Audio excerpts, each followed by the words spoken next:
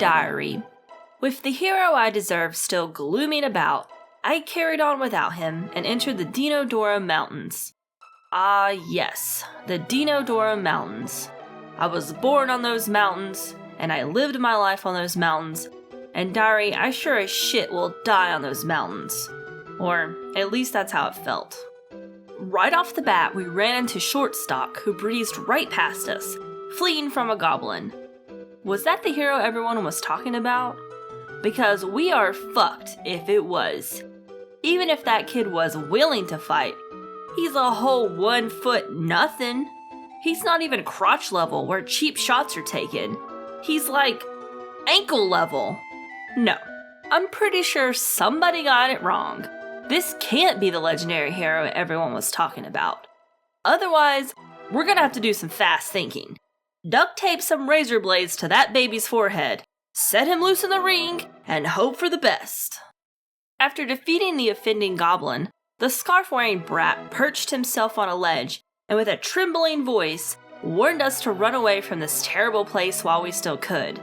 At the time, I scoffed, but I soon realized I should have heeded his words. The rest of the woods were business as usual. We fought our way through clusters of ogres and bird ninjas. We even stopped to admire the Great Smoky Mountains in the distance. And when we found a sparkling safe spot, I knew it was going down. It's going down for real. Wherever you find these, you know there's about to be a boss fight. But when we stepped into the Cave of Doom, I didn't see a boss. Instead, I saw a small child, and I'm gonna be perfectly honest with you, I thought it was the same hero boy from earlier, except the mountains had cracked him, and now he thought he was the wind. Okay then, you be the wind in that corner, and I'm gonna take this free sword. But when he stopped me and his body double appeared, I knew it was going down. Again. It's going down for real. These two brothers were named Masa and Mune. Yes, the same name of the sword if you stuck them together. Haha, get it? Masa and Mune. It's two different people, but also the sword. Ugh. So these two little fucks were guardians of the Masamune sword. Or maybe they were the sword. I still haven't worked that part out. But you know they weren't going to let me just take it without a fight. So they transformed into two pigs in dresses, and the fight was on.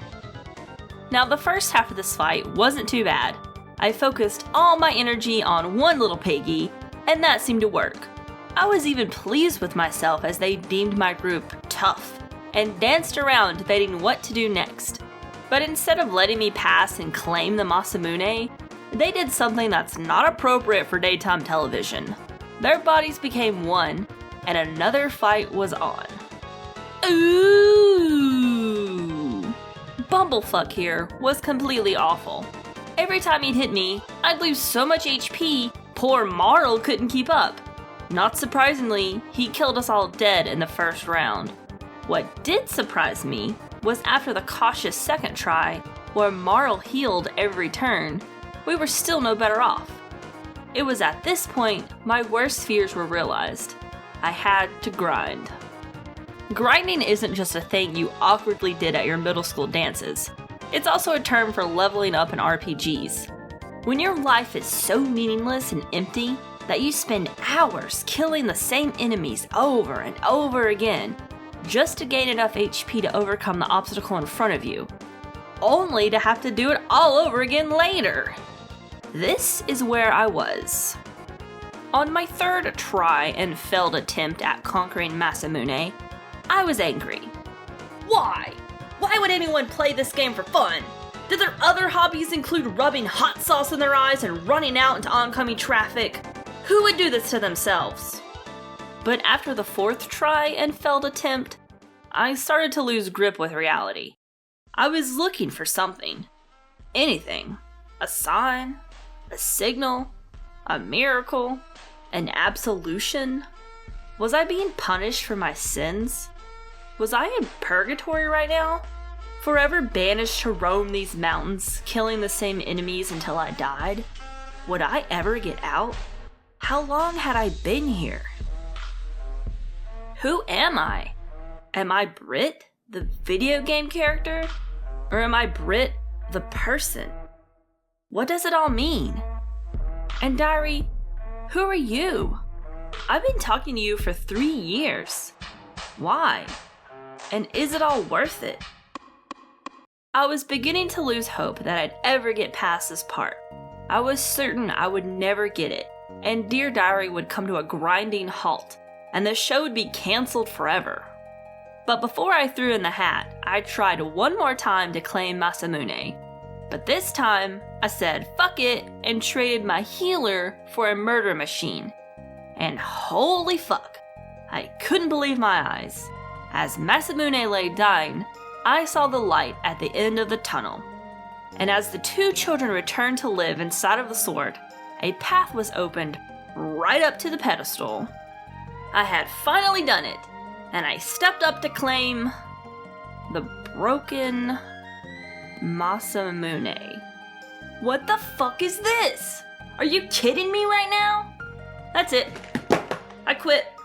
Fuck this game. Going outside with the real people. Not spending 3 fucking hours to get a broken sword. Screw this.